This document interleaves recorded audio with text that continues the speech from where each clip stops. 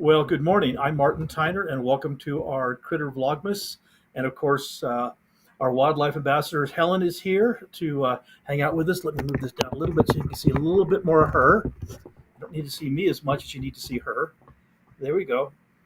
And today we're going to talk about our large falcons that we have here in North America, plus answer questions and comments and those kinds of things. So we're more than happy to divert the subject going in different directions as well.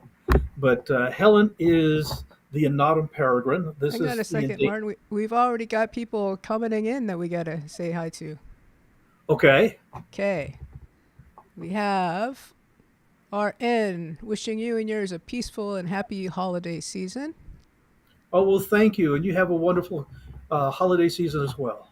And June is here, says, thank you very much for Crittter Vlogmas. So much info, pics, and goodwill. Oh, well, thank you, June. And Helen says thank you as well. Okay. Okay.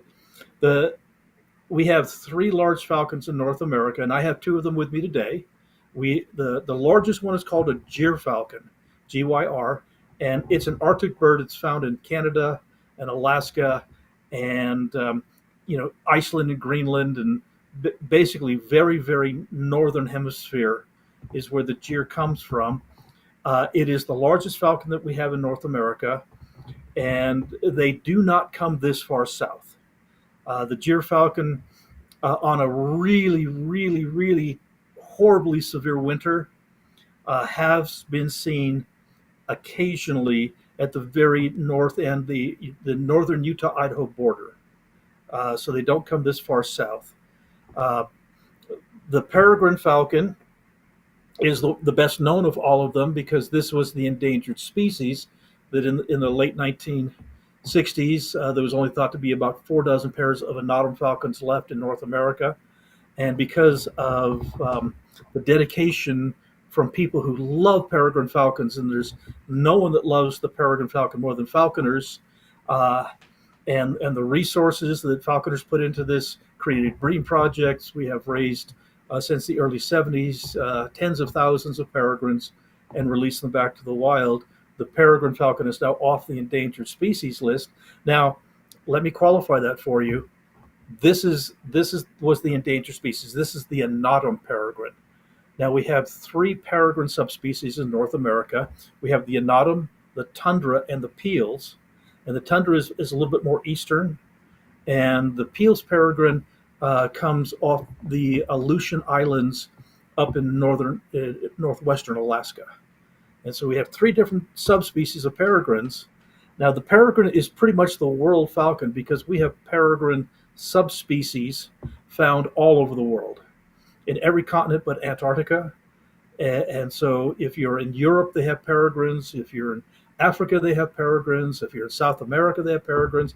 If you're in China, if you're anywhere in the world other than Antarctica, there is a peregrine subspecies in that area. And not all of them went endangered. Here in North America, the most critical one that went endangered was this Anatum. And the other two are still, all peregrines are considered sensitive species. They're what we consider are key species because they notify us as how the environment is doing. And so they were the ones that warned us about DDT and the overuse of that. The peregrine falcon, the reason it's so beloved around the world is because the peregrine falcon, as far as falcons go, generally has a little bit nicer personality than some of the other falcons. And the prairie falcon that I've got with me, Piper, is very much a good example. Prairie falcons, most falconers don't prefer to fly the prairie falcon because they're more temperamental. I happen to adore the prairies, and I've had a great time with them. Now, the peregrine falcon is a little bit larger than the prairies, but again, we have prairie falcons that are very large, and prairie falcons that are very small, and we have peregrine falcons that are a little larger and a little smaller. But generally speaking, the peregrine is just a little bit larger than the prairie falcon. though the truth of the matter is there's nothing that a female peregrine can hunt that a female prairie can't. So the size difference is very, very minimal. And when they're up in the sky, to be honest with you, it's really hard to tell size difference. So they're very, very close to the same size. Now the big size difference in all of the birds of prey is male and female.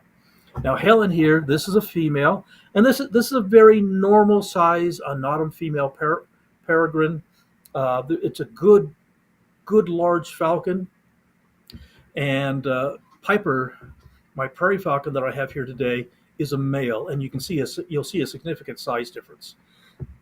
Peregrine falcons like canyons, they like cliffs, they like to have a water source nearby.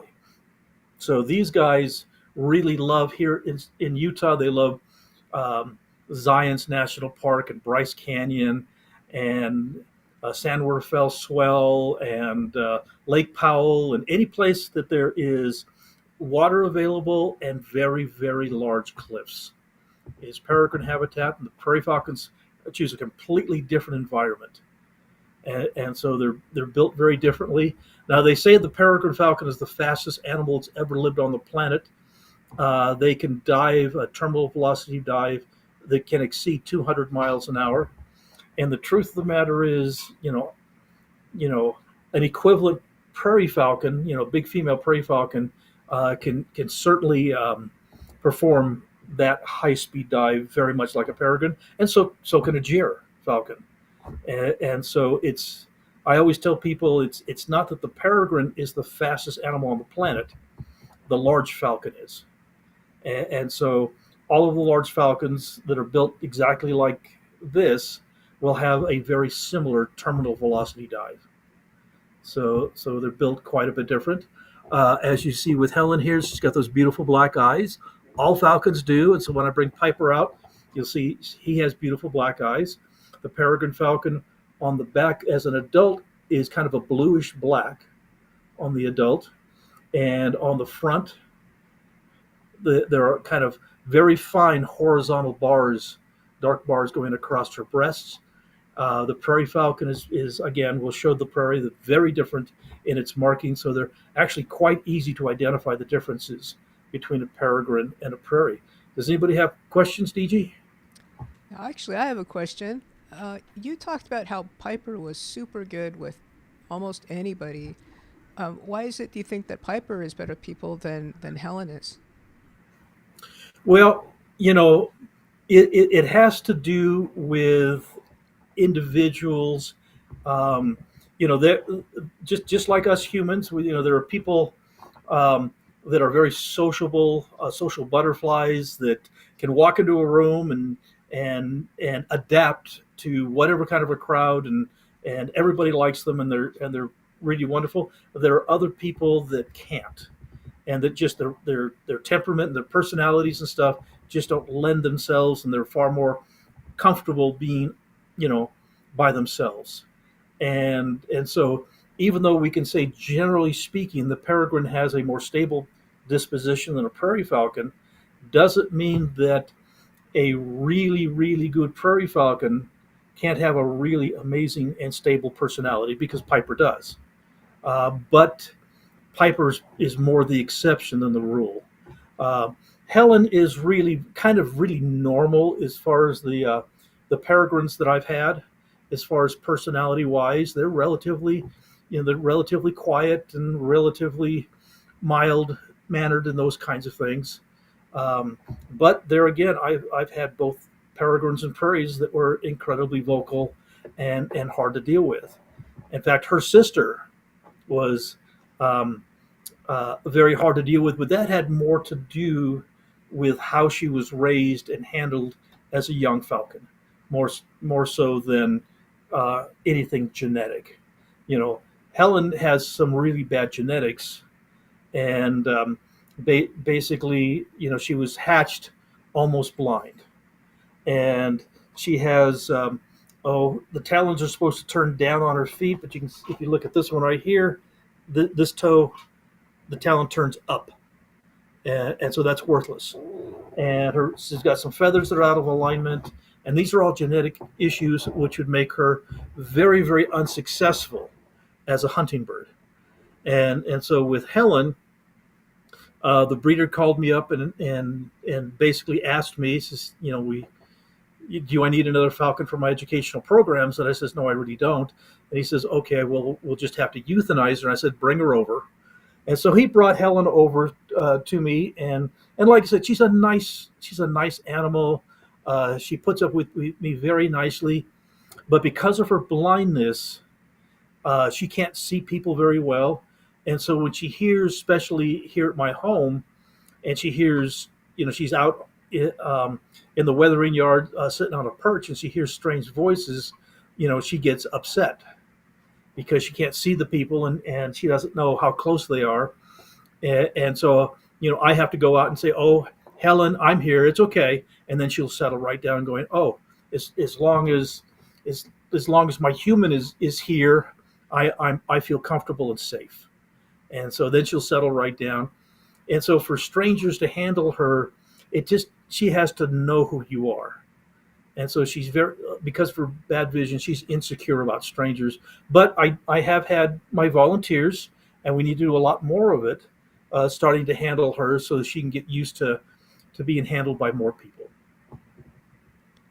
And does it matter the manner of the person, of the new voice? Because there's been a couple of times when I've been in your living room and she was there and I totally forgot, but she seemed to be cool with it. I mean, I was the one who was like, oh yeah, sorry, I forgot. Well, again, is she's in my living room, and the living room is a real comfortable place for her, or also the bird room downstairs is a very comfortable place for her. And again, she knows that I'm here. She hears my voice, and we're communicating. She doesn't feel threatened. She gets upset if she's hearing strange voices, but she can't hear mine. But again, we're getting other volunteers that are able to kind of hold her a little bit and walk around with her a little bit. And so once she, feels accustomed to their voice and also their movements, their mannerisms, she can see a little bit, and she can feel, as you can see here when I'm talking, we kind of move around a little bit, and she's used to my movements and those kinds of things. But somebody else would move a little bit differently, and she would recognize that and know that whoever is holding her isn't me. And she just has to get to the point where she feels whoever is holding her at the time she recognizes and she feels comfortable. So it sounds like it would take a lot of time and dedication for any volunteer to spend with Helen before you'd even think about that volunteer taking Helen to some sort of educational presentation. Oh, that's exactly right. All of the birds, all of our wildlife ambassadors here, anyone that wants to basically assist us in educational programs really has to be willing to spend hi, sweetie, that's called a rouse. That's just kind of stretching. They have to be able to spend a great deal of personal time handling these animals so the animal feels comfortable, because once they leave our facilities here, and let's say they go to a school or a community event or that kind of stuff, she has to, especially because of her lack of vision, she has to feel 100% comfortable with the person that's holding her. And so we can't take her to a strange environment and hand her to someone she doesn't know. That would really stress her out. And so she has to have total and complete confidence. And this is why she and I, we travel around the country doing educational programs together, and she's just as happy as can be because she knows that I'm her security. You mentioned that back in your bush garden days, sometimes they'd have a lot of different people working with the different birds. I mean, how did that work as far as personalities and the birds feeling okay? Well, basically, for most bird shows and bush gardens, was a large bird zoological park, and I trained a lot of the birds for the bird shows, and you know, I wasn't good looking enough to be what we call talent. And talent is, a cute little college gal or a cute little college guy that's handsome and beautiful and that kind of stuff, and that has a nice stage presence and for the most part, what they're doing, you know, they're just basically running off a script, and the birds are trained to do certain behaviors at certain points in the show. And so if all the actor does is have to run the script, and if the birds are having issues and problems, then they would have the trainer such as myself behind the scenes, um, trying to keep things running smoothly. And we can make gestures and that kind of stuff. The bird's supposed to go and pull on a string. Well, we can kind of gesture to the bird to go do it. And so oftentimes, not always, but oftentimes in zoological facilities where it is a bird show, um, it really is, uh, you know, uh, like I said, the talent, the people that are better looking than me, that are out there performing, but the trainers are behind the scenes. Should we look at that video with the bald eagle and the baseball player, since it's sort of the same idea? Sure, Okay. Should we explain it first? I'll just bring it up and then we can talk about it. Okay.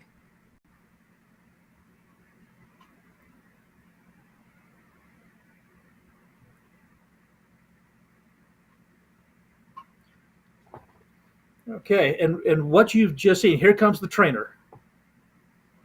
Okay, and the trainer steps up on the bird steps up on the trainer's glove, and so basically that is a bald eagle. That is a bald eagle that's been used for educational programs for many years, and they take them to stadiums and they fly. They've flown them to football games and baseball games and that kind of stuff, and it takes an extremely long period of time to get the birds to do that and not just fly away. Um, I performed at the Utah Shakespeare Festival here in Cedar City for a dozen years, and I did a flying bird of prey show as part of the green show for the Shakespeare Festival. And basically, my job was to teach falconry to all of the patrons for the Shakespeare Festival, and I would have my hawks and falcons and my eagle and stuff doing a flying program there at the festival. But it would take me. The falconry season ends by the end of February, and so from March 1st, the training would shift, and I would have to completely retrain my birds at Southern Utah University at the green show stage that I performed at, and get them for literally months until the end of June to have the birds performing at the kind of point A to point B flights, and then once the Shakespeare Festival was over with, which would be about the first part of September, then I would have to retrain the birds to have them be able to not fly point A to point B, but literally fly free and go thousands of feet in the sky and follow me as I flush out quarry for them to catch. And so you'd have to completely retrain them. And so when people, call up and says, I want you to do, I want the bird to do this, and this, and you have to spend a significant amount of time training the bird to do that. So when I was doing movie and television work, the director would come up and says, okay, here's what I want your bird to do. I want your bird to fly up to that tree. I want your bird to look left. I want your bird to ruffle his feathers. I want your bird to fly across in front of the camera over here. I want him to land on this rooftop. And then from that point, and it's like, okay, no, I'm sorry. That's not the way this works. And you'd have to teach the producers and the directors and the actors exactly what the bird was going to do, and so they could set up the cameras and film what the animal does, and the animal isn't going to do exactly what the producer wants or the director wants, and so they have to adapt, not the animal. So we've got some comments on Helen. Thanks for the live stream. Your falcon is beautiful and a good girl. She really is, and thank you. And she's a very sweet young lady. We've been together about 6 years, I believe. And so, again, because she can't fly, you know, we can't hunt with her. So she gets a lot of personal hands-on attention uh, to help keep her emotionally stable. She doesn't just sit in a chamber by herself blind. She needs a lot of interaction, and so she gets that with us. Vintage Vet Gal says Helen is so pretty. The Peregrine is a very, very pretty falcon, and I'll be really honest with you. The young Peregrine falcon is, we call that it's this bird in its juvenile color, and it's got a speckly brown breast, and it's kind of got a dark brownish back, and the markings on its head are quite as vivid, and it's, to be honest with you, it's not nearly as pretty as the adult peregrines, which is one of the most beautiful birds in the world. But the prairie falcon, as a young falcon, they're incredibly beautiful little birds, and as an adult, they don't change very much. So they stay a very pretty bird. And so, if you take a young peregrine and you put it next to a young prairie falcon, the prairie falcon is much prettier, but the adult peregrine, gets more beautiful and more elegant. Vintage Vet Gal also says, I am so glad you kept her. Well, I am too, and that's kind of the point of our foundation, is we do our very best to give everybody a second chance, and and I tell everybody very simply, there's far worse things on this planet than death, and so we do need to realize that there are some animals that we just have to do the humane thing, and put them out of their suffering. But if at all possible, everybody goes back to the wild. And if they cannot go back to the wild, but they're suitable for education, then we try to use them for education. So King 777 says, that's a cool bird. She really is. And again, these are not pets. This is not something that the average person could go out and want to just have a falcon for a pet. These are complicated, they're intelligent, they are strictly wild, they have a very strong fight or flight instinct. And so this is not like having a pet cockatiel. These are truly apex predator and wild animals, and you need to respect that. You want to show Helen's family? Yes, but we got one more question. Okay. Okay. Poland asks, who was your first bird? Who was my first bird? My first bird was a barn owl, and I thought it was George. well, George was my first pigeon. I was thinking my first bird of prey. Yeah, and George the pigeon was my first bird when I was a very young child, when I was terrified of birds, and so my grandmother went out and got me a pet pigeon. And his story is in my book. This is my book, Healer of Angels, and this is 40 years of wildlife rescue stories and the wisdom of grandparents. The book is sold as a fundraiser for our wildlife rescue. The eagle that's on the front cover, that's Scout, and that's my golden eagle. And he autographs the book. This is that's his footprint. It's the only book in the world autographed by a wild eagle. And again, the profits go to our rescue center to help us feed the critters. And so, yeah, my very first bird was a pigeon named George. And several years later, when I was about 12 years old, a neighbor knew that I loved birds, and he brought me a baby owl, a baby barn owl. And so the baby barn owl story is also in the book. And that's what started me on my road to falconry and to specializing in the care of sick, injured, and orphaned wildlife, especially birds of prey. Okay, we ready to roll on Helen's family? Sure. Okay. Let's see if I can grab these little guys. Hi, sweetie.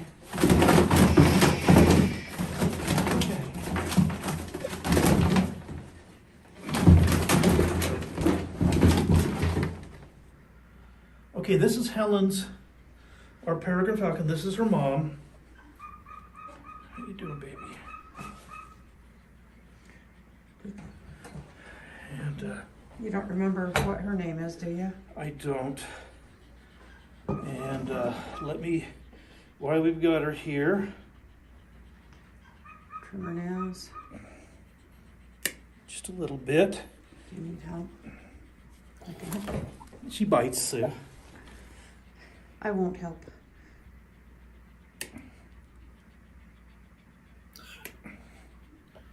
Now, Pretty good for again, that stuff myself. this is a native Utah, a Nottingham Peregrine Falcon. The right Both shape. of Dale Okay. are native Nottingham Peregrine, so Helen's 100%. Okay, well, this is the female, and we're going to put her over here and let her settle in. And okay, there you go.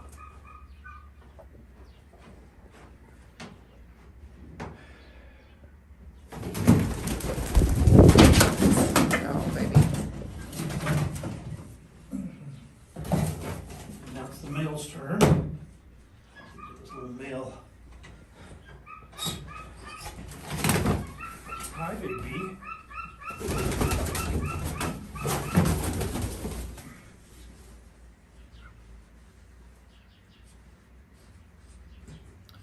And as you can see, they're very, very wild.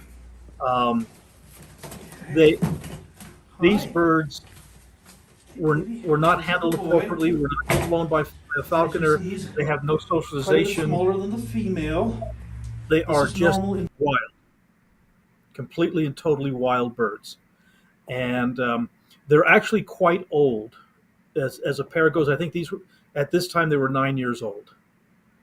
Birds of And prey, the females are about. Oh yes, I know. I know.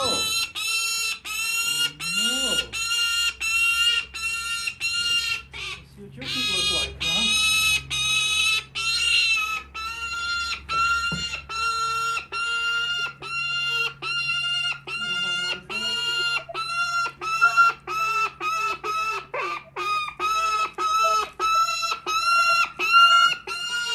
I'm good for the moment. Okay, I can hold one if you want me to. There's our little boy. Shh, you gonna bite the glove?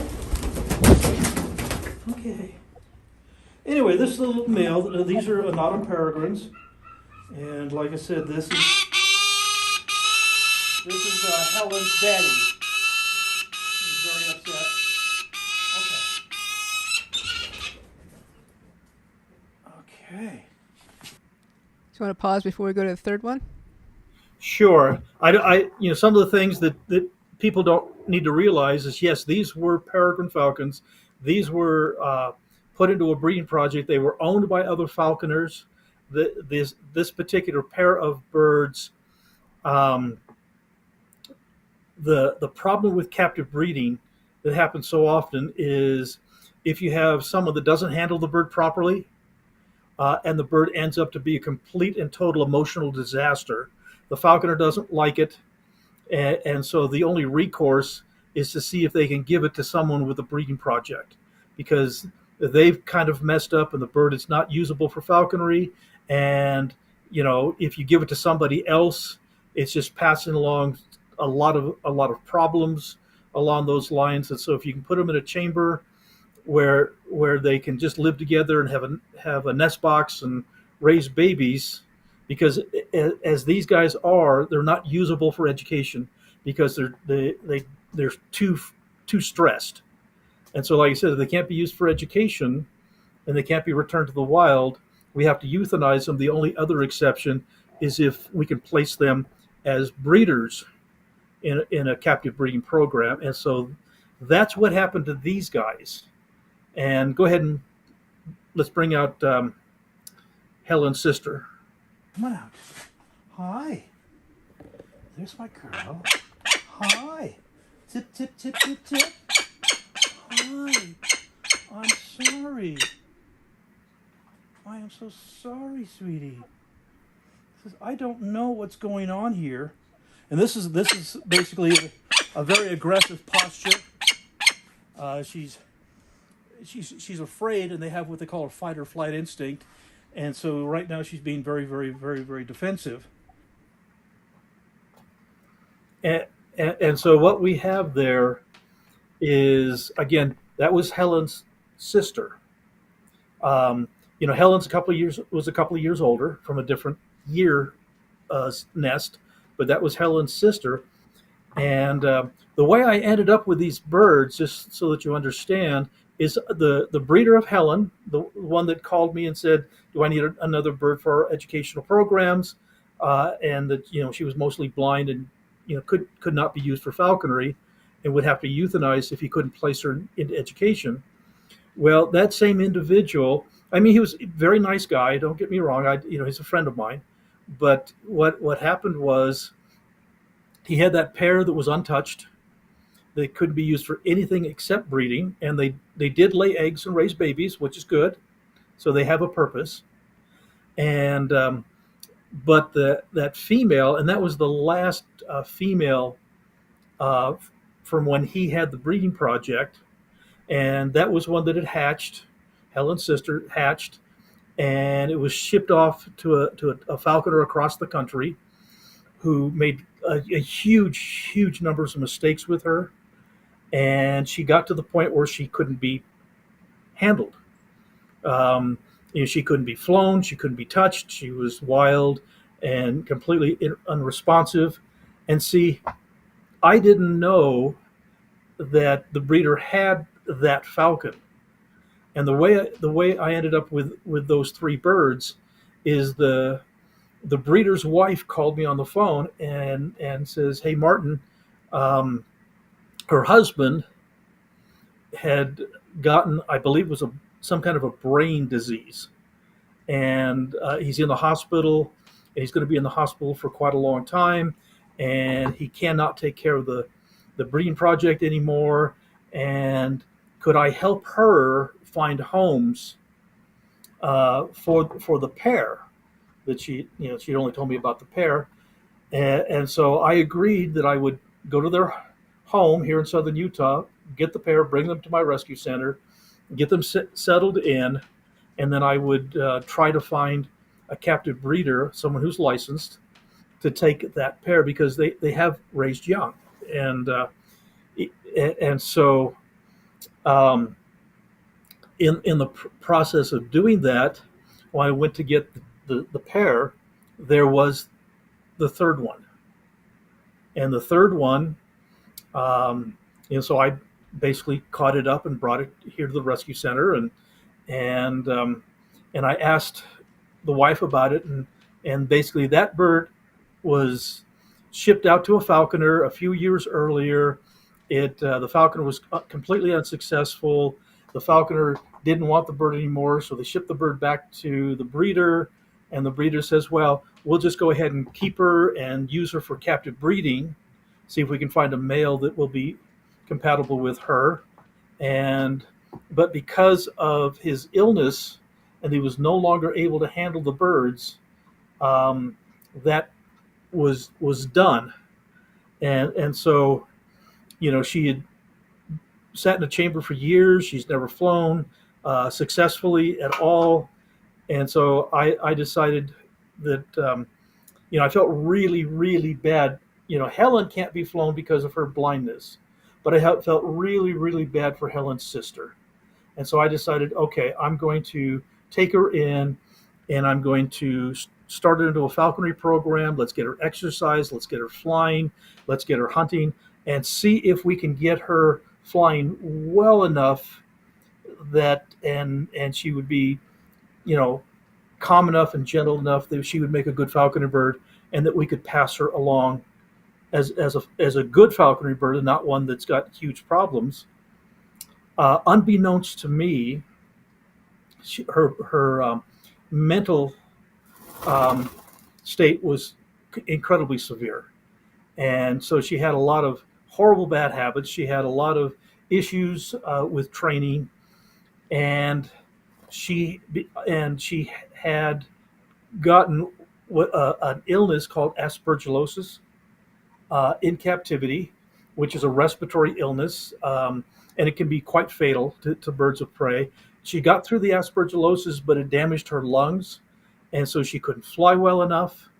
I was working her and trying to get her to fly, but I could see there was an issue, but the aspergillosis was no longer, visible as far as her breathing is concerned, other than I thought she was just so badly out of shape that as long as I keep exercising and working her, and I worked her for more than a year, and got her to where she could go up about 200 feet, which is a start. We need to get her to go up 2,000 feet, but 200 is a start.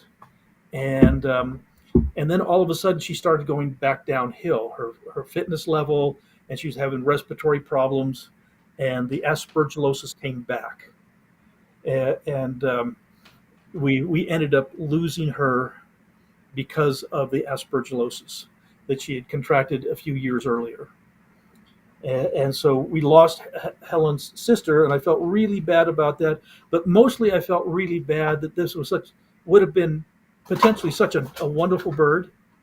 And she just went through several, let's say, bad situations and bad owners, inappropriately trained falconers, and so on and so forth. And so she just didn't have a wonderful life. Well, Helen, on the other hand, because of her blindness, she never went to other falconers. She was never mistreated. She was just left in a chamber and thrown food to, and so basically, she was young when I got her, and I brought her in, and we've handled her, and like I said, she really is very sweet. She's got a real good disposition to her. If she had good visions, we'd fly the wings off of her. She'd be a wonderful bird to fly, but because of her genetic issues, it is my belief, though I don't know for sure, that it was her mother and father. It is my belief that they may have been brother and sister, and that may very well be why there's so many genetic issues here. I don't know that for sure, but that kind of would make sense to me. And so if you inbreed, you can end up with a lot of genetic problems. And so that's the story of Helen and her family. Her family was transferred up to northern Utah to a really nice guy who has several breeding pairs of peregrine falcons, and he knows what he's doing. And I haven't talked to him in a few years. It's been about 5 years since I talked to him.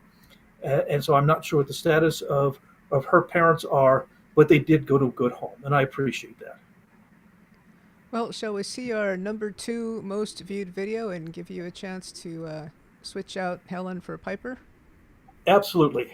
Okay, number 2 on the list is the bald eagle that would not quit. By the 11th day, the bird was standing, which was a good sign, and it was the very first time that it was able to stand on a very, very low perch. Our bald eagle this morning actually turned around on his perch. You ready for some breakfast, big guy? Are you? You ready for your breakfast? We had steady progress with the eagle. He's now jumping up on a perch that is about 2.5 feet off the ground. This is a completely wild eagle. We've had him for a couple of months. We want to get him back in the wild, and I'll be really honest with you, we don't want him to like me.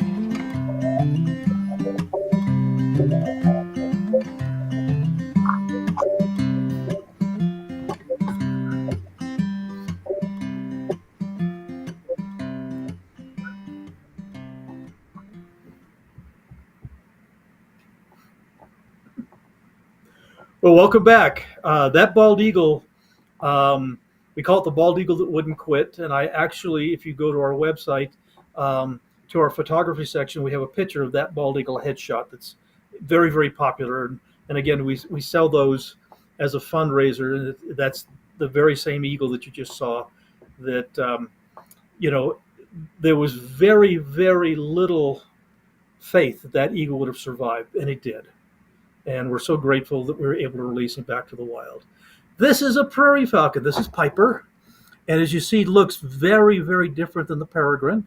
First of all, you can see the back right here, and it's brown instead of that bluish black. It's got a brown back, and the front of the falcon, turn this way, as you see, is kind of speckled, creamy color with little speckled dots on the front of the breast. Where the peregrine falcon has the horizontal slits, very fine horizontal slits across the back.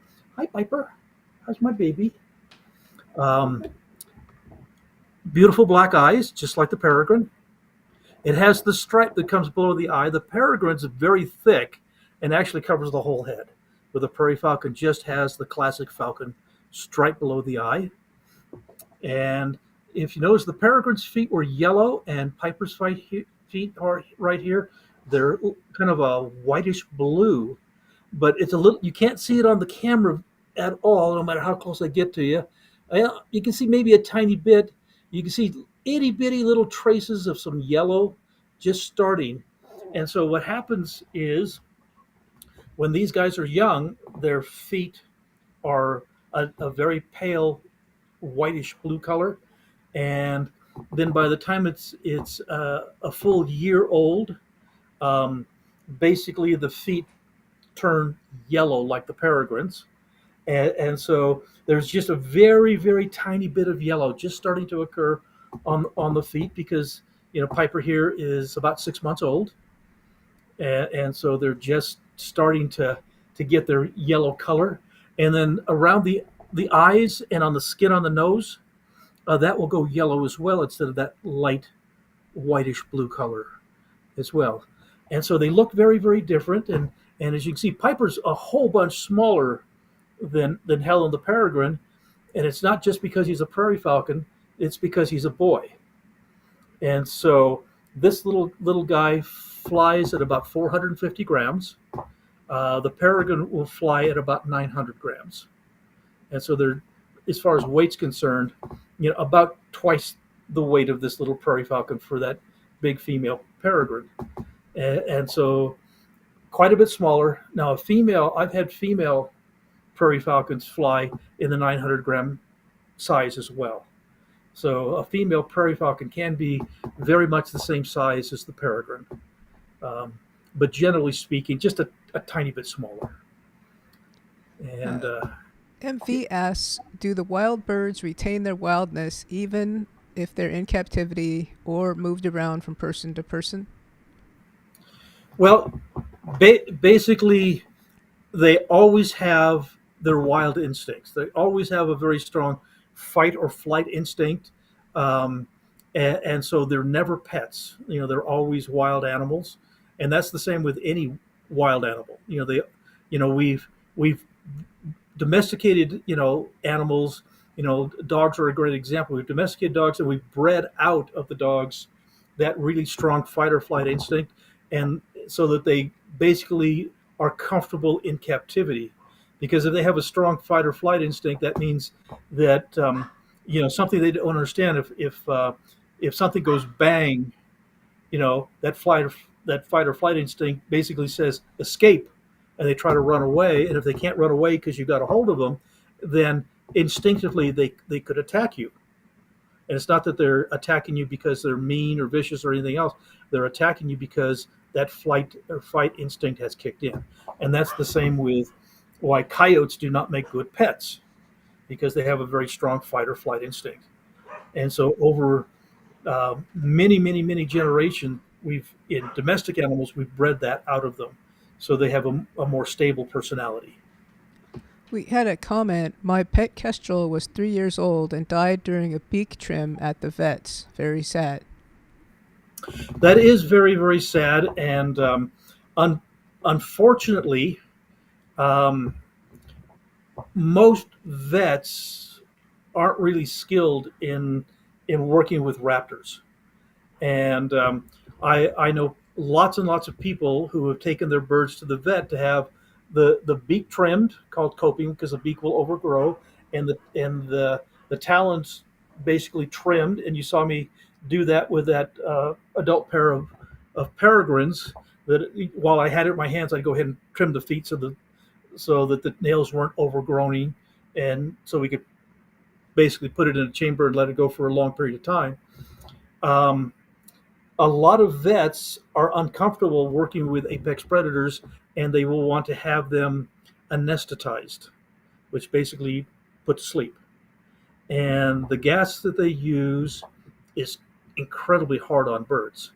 And so we never anesthetize any birds unless it's absolutely necessary.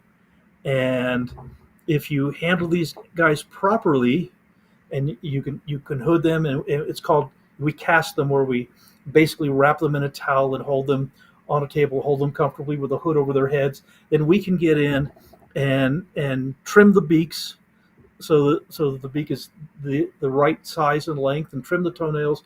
And some birds, we have to do that relatively frequently. My Harris hawk, we need to trim its beak. It's called coping the beak. We have to cope my Harris hawk's beak, Bell, about every 2 or 3 months. Piper, we just coped his beak yesterday. Yes, we did yours yesterday, didn't we, sweetie? And so that's once in 6 months. And as they get older, sometimes you have to cope a little more often. My eagle, about once a year. Helen here, to be honest with you, I don't think I've ever trimmed her beak. And she's really good about keeping her beak worn down to the right length by herself. And so, I will personally, if a falconer calls up and says, I need to get my bird's beak coped and talons trimmed, I will say, well, bring the bird here, and we'll sit down and let me teach you how to do this, so you can do it yourself, so you don't have to take it to a vet and take it to someone who isn't quite, vets have their place. They're wonderful. I've got 3 vets that I work with that are just the greatest guys on the planet. But, there's a little bit of an art to coping a bird's beak properly. And so that, we prefer to do that ourselves. Cornelia says, I haven't seen him in a long time. I can see the difference in growth and how well he settled into the family. Piper is very unique for a prairie falcon. These guys are very high strung. They have a very strong fight or flight instinct. They can be very nervous. They're a much more difficult bird to work with than the peregrine, generally speaking. Not always, but generally speaking. And so this is why falconers love peregrines, and they're not nearly as fond as the prairie falcon. Piper is unique in that, and we're going to show you some videos of the nest that Piper came out of. But Piper wasn't taken from a nest. We waited till Piper had grown up completely and was flying around the canyon where the nest was. So he was full grown and flying around and feeding himself before we trapped him. And so, he was a completely wild little falcon. And I have a picture that everybody is shocked. From the time that we trapped him completely wild, and we got him home, and I got his equipment on him, got his little Jessies and stuff on him, so that he was outfitted so I could hold on to him. I sat down in my recliner chair, which is right here, and put some plastic on the floor to keep the floor clean. And then we started the process we call manning, which is the process of getting them used to human activity, getting used to being touched, being used to being carried and moved and those kinds of things. And the thing that just shocked me and shocked my wife Susan to no end is Piper was doing very good. There we go. Piper was doing very good and that kind of stuff. And I ended up laying back in the recliner chair and started to relax a little bit. And my eyes are barely open there, but I'm just relaxing. And little Piper jumped off my glove, sat on my chest, and then laid down and just nestled up to take a nap. He's got one of his eyes closed, and he's just as comfortable as you could possibly imagine. And I'm going, how does this happen? What's wrong with you? Are you sick? You're a prairie falcon. If you jumped off my glove onto my chest, you should be basically attacking my face. but he has been the sweetest little falcon that I think I've ever had of any species. And so he really is quite unique in his personality. Shall we roll his nests and the baby shot you Sure. got? Okay, which one first, the nest or the baby shot? Um, let's do the baby shot. Okay. Uh-oh, now I gotta find it because I just put in all those other ones of him. Here we go. Okay, now this is the same canyon. This is the same nesting area, and they this particular pair of prairie falcons almost every year lays 5 eggs, but you know generally if we get 4 hatching, that's really good. And so we've got 4 chicks that prairie falcons that have hatched in this nest. 1 egg that you can see right there did not hatch, and that's quite normal. The egg is the size of a small chicken egg. And the nest is a bit unique for a prairie falcon because they don't build nests. They find a hole in a cliff, and that's where they lay their eggs. But this particular nest was the nest of a great horned owl, and so the nesting material up there, and it was a hole in a cliff, and so they did not bring the nesting material up into the nest. They just took over a great horned owl's nest site. We should So we should probably intro before we roll the little video of the nest because it's so hard to tell what's going on and it's so short. okay, basically, every spring I go out and I do my nest counts, and I look at peregrine nests and prairie nests and red-tailed hawks nests and Cooper's hawks and goshawks and just all sorts of birds of prey in the area, and I kind of jot down the information, and I try to be really careful not to disturb the nest too much. I want to get to the nest when the birds are at an appropriate age, just like you saw in the last picture. Those chicks were at an appropriate age where they weren't so big that the babies would jump out of the nest and we'd have a disaster, and they weren't so young that they cannot control their body temperature, and they end up freezing to death. So there's kind of a narrow line there. Now, what I did with what you're going to see is I didn't actually get into the nest site. This nest was low enough that I could take about a 30-foot tall expansion pole and raise it up with my cell phone on the end of the pole and photograph the nest from that point.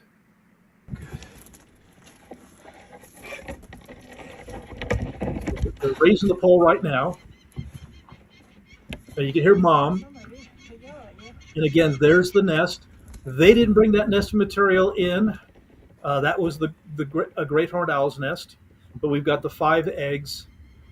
And so, we leave the area really quite quickly so that Mom and Dad can come back to the nest as quickly as possible.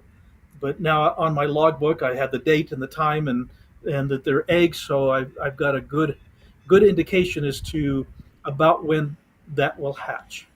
So now we're lowering the pole back down, and again, we leave the canyon as quickly as possible. So as to do as little disturbance to them as possible. Now, with the proper licenses and permits, now I know in many countries around the world, you're not allowed to pull a bird of prey from the wild. Here in North America, we are allowed to pull them from the wild, but you have to have all the proper licenses and permits to do so, and it's highly, highly regulated. But in much of the rest of the world, captive breeding of birds of prey is much more common. And because of the captive breeding, the birds are treated more like pets, and so there are less restrictions and less regulations. So if somebody in England wants to go get a hawk or a falcon, they can purchase one, and without going through all of the regulations that we have to do here in North America. And so we have becoming a falconer is a really difficult thing in North America. And we never consider these animals as pets because, first of all, they're not. And in fact, in North America, if anybody says I've got a pet falcon, they're looked upon poorly because we consider these wild, and we do not consider these belonging to us. Piper doesn't belong to me. It's not my bird. Piper is the hunter, and I'm his dog. And so, more than anything else, I serve him well. He owns me more than I own him. And so it's a little different concept here in North America. Well, we're almost at the end of our hour. Shall we go over your long line of injuries? Sure. Okay, so here's the intro title. Should we give a brief sum up first? Sure. What this is the numbers that you see on the right hand side. Those are bandages, and those are just placed in places that I have been injured by birds of prey, and other wildlife as well. And so go ahead and stick up our bandages. Okay, number 23, shoulder whacked by Bud. Okay, number 23, my golden eagle Bud. He was my previous eagle, and Bud, just like Scout, he's a falconer bird. He flies free and all of those kinds of things. And Bud was a dear friend, and unfortunately, he was bitten by a mosquito and died of West Nile virus when he was 16 years old, and it just broke my heart. But then I was offered an opportunity to go up to Wyoming and rescue a golden eagle up in Wyoming, and that's Scout. Well, Bud made a mistake one day, and with Bud and Scout, I do the same thing.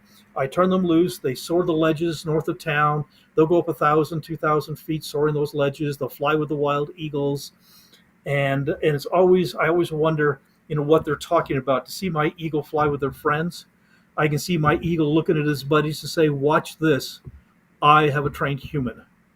All I have to do is drift out over that guy's head, and he'll run out through the desert with a stick hitting bushes, flushing out rabbits for me to catch," and I will. Now, if there's no rabbits to be caught, it's time to go home. I can blow my whistle, and both Bud and Scout, just like all the rest of my birds, will fly back and land on my glove for food. But I also have a toy. It's called a lure. And I can blow my whistle, throw the lure out on the ground, and my birds will fly down out of the sky and kill the lure. It's kind of like an artificial rabbit or an artificial pigeon. It's made of leather, and we tie food on it and that kind of stuff. And oftentimes when you throw out the lure, they don't fly up to the glove and land and spread their wings and slow down and try to land gently. With the lure out there, boy, they just pound that lure, and which is fun to watch.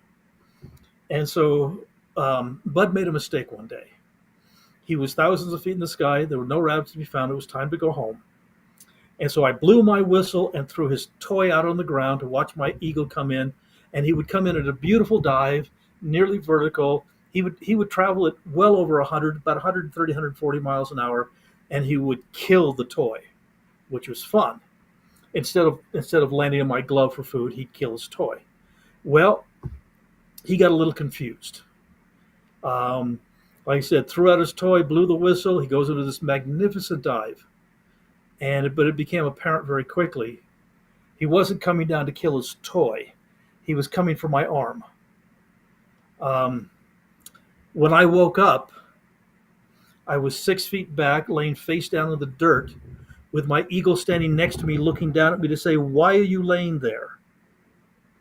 I had a long talk with my eagle that day, how I could not withstand the impact of an 8-pound bird at 145 miles an hour, and I would appreciate if you never do that again. He actually dislocated my shoulder and damaged my back and knees.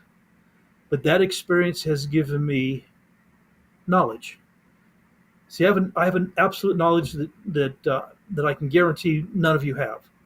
I have an absolute knowledge of exactly what is going through the mind of a jackrabbit just before an eagle kills him. I don't recommend it, but it's mine. And so, my eagle and I, we sat down, we had a little conversation about, please don't ever do that again. I don't know that my body could take it. And so since then, we'd never had that issue. And Scout, fortunately, has never hit me that hard. He's landed hard a few times, but never hit me like that. And so that's my injury for the day, the dislocation of my shoulder from being hit by my golden eagle. Shall we wrap it all up? Unless there's an extra question or two I need to answer. You know what? There actually was one back here. Let me clear out this thing first. Though we'll get rid of the Vlogmas link, but don't forget to go there.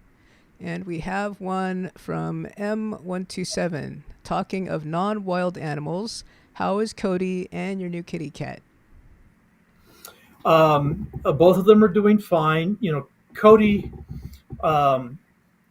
Cody has a couple of discs in his back that are compressed, and he has a lot of back problems, and so he's, he basically is living a very comfortable life. We have him on medications to keep him comfortable, and so he's basically just kind of lives in the house and then goes to work with my wife and sleeps at the grooming shop, on the couch in the grooming shop where he likes to sleep and those kinds of things. So he's basically retired.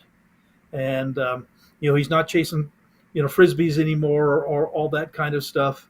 He's just an old man, and because we sometimes worry about him because of his back problems, he really takes advantage of us.